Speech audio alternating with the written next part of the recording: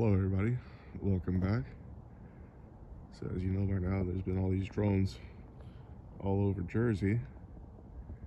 But now, are they spraying something? Look at this one. It's flying and there's a control behind it. I'll put in a couple of other shots that I took. There's one in front spraying nothing, and a couple behind them. Looks like they're spraying something. What the hell is happening? Why isn't anybody doing anything about this?